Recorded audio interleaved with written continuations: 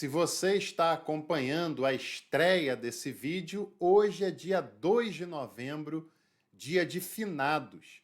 E se você for católico, você vai compreender com nitidez a importância teológica dessa data e vai entender ainda melhor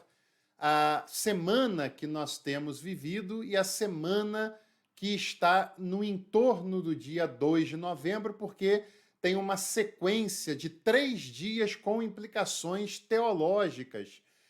para a fé católica, que começa no dia 31 de outubro, com a véspera de Todos os Santos, que era uma data precedida com orações, vigílias, missas, que também foi uma data para se sobrepor à festa do Samhain, que era de origem celta na Europa medieval. O dia 1º de novembro,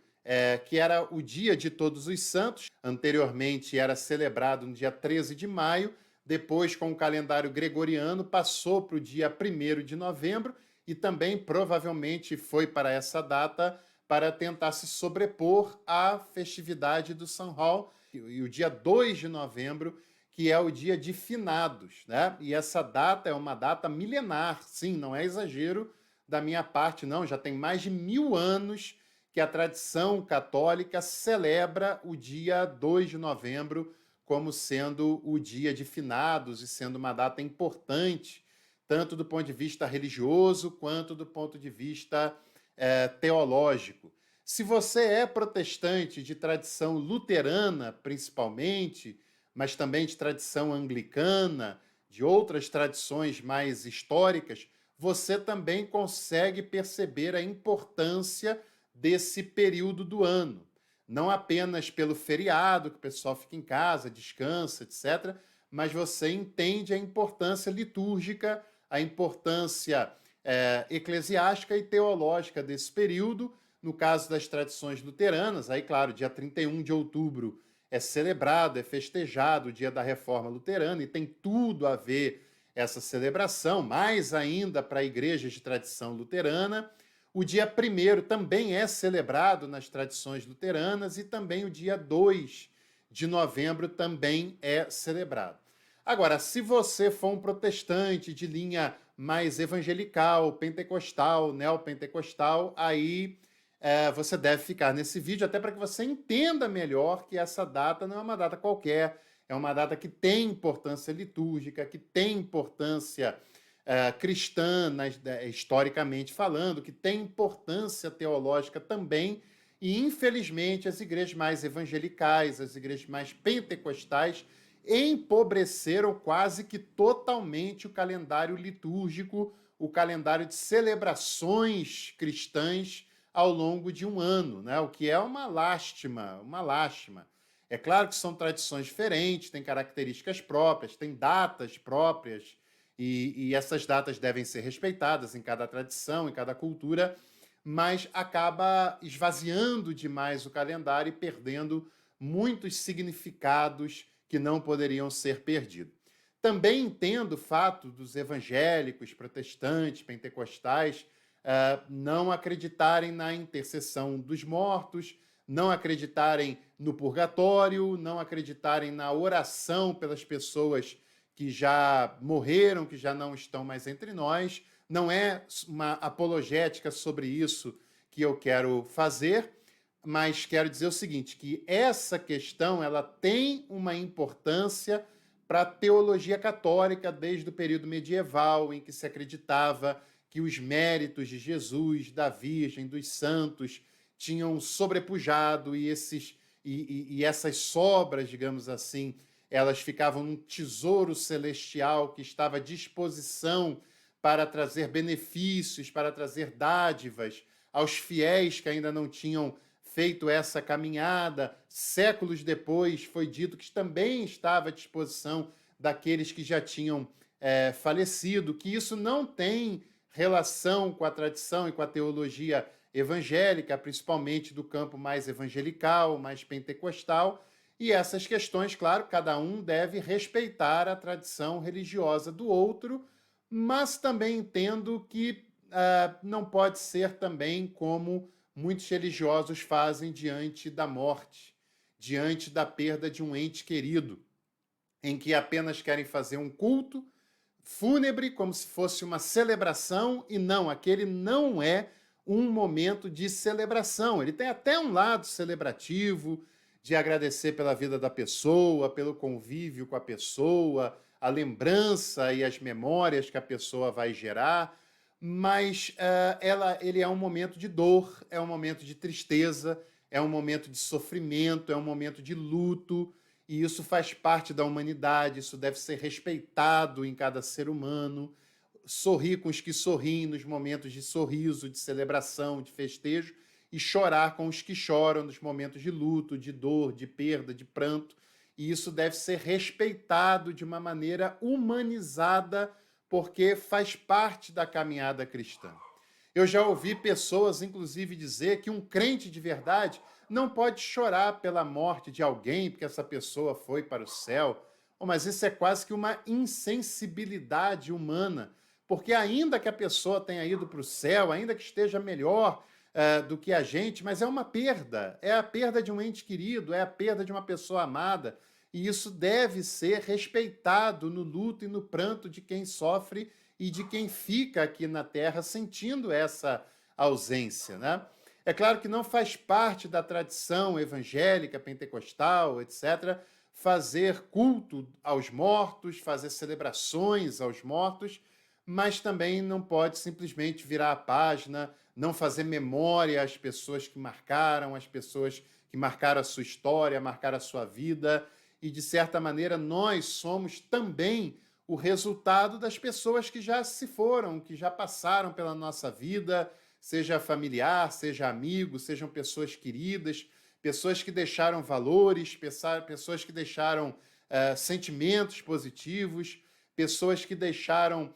uma marca indelével na nossa caminhada, que nos ajudaram a sermos pessoas melhores. E é claro que fazer memória também é importante, como nos textos bíblicos isso se mostrava lá, né, de fazer memorial, celebrar o passado, para que ele sirva de inspiração. Não é viver no passado, mas é claro que essas coisas importantes, marcantes, precisam nos ajudar a cada dia, a cada momento, e lembrar com carinho de alguém que se foi, por mais que doa, é também algo importante, porque só uma pessoa querida, só uma pessoa amada, só uma pessoa que fez parte da sua vida de uma maneira especial é capaz de deixar saudades, porque quem você não conheceu, quem você não conviveu, ou quem não foi uma boa pessoa na sua história, você ou não lembra ou faz questão de esquecer. Então, só deixa boas memórias quem fez parte de uma maneira especial da nossa vida.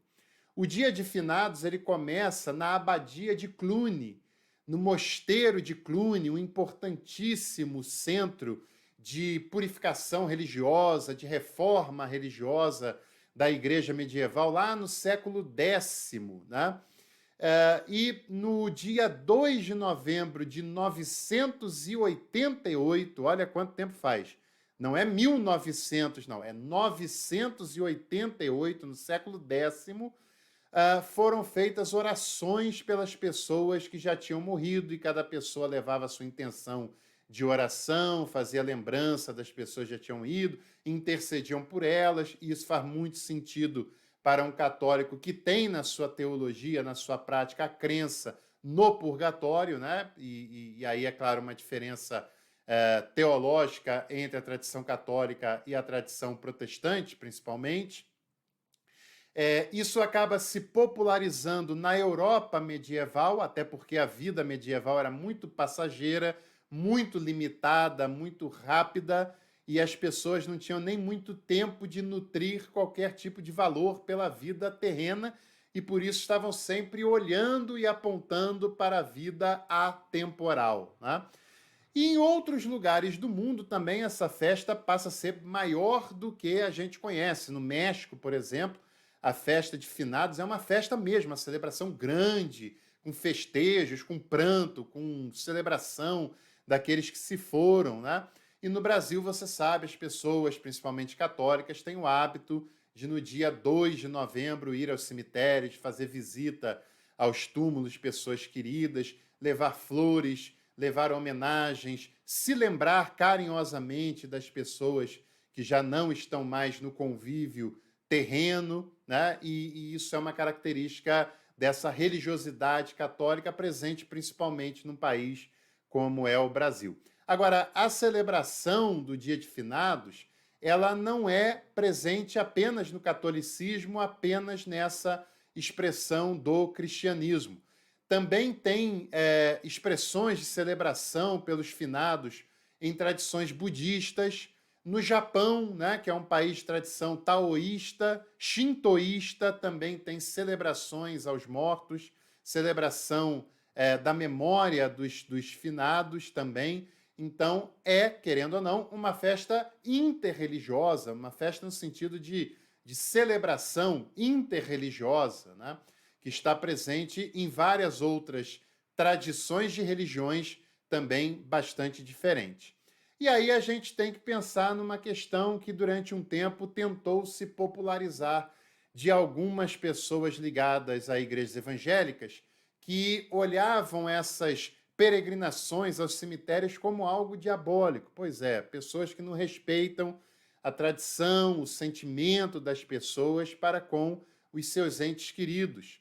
E iam para os cemitérios tentar evangelizar,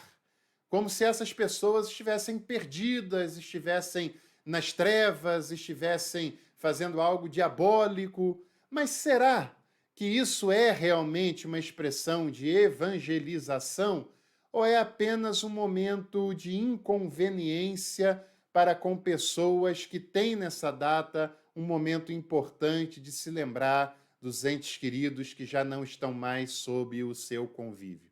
Será que essa é a ocasião mais adequada de evangelizar alguém? Será que esse é o dia, a deixa mais conveniente, mais importante, mais respeitosa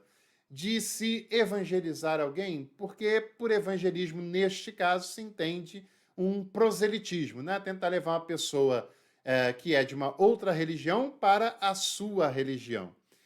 É claro, as pessoas têm todo o direito de trocar ideias sobre religião, falar da sua, ouvir da outra, etc. Mas esse é um dia que, por mais que não faça parte da sua tradição religiosa, que não faça parte da sua expressão de fé, você deve respeitar aquelas pessoas para as quais essa data é uma data importante, é uma data de memória, é uma data com uma certa dor, com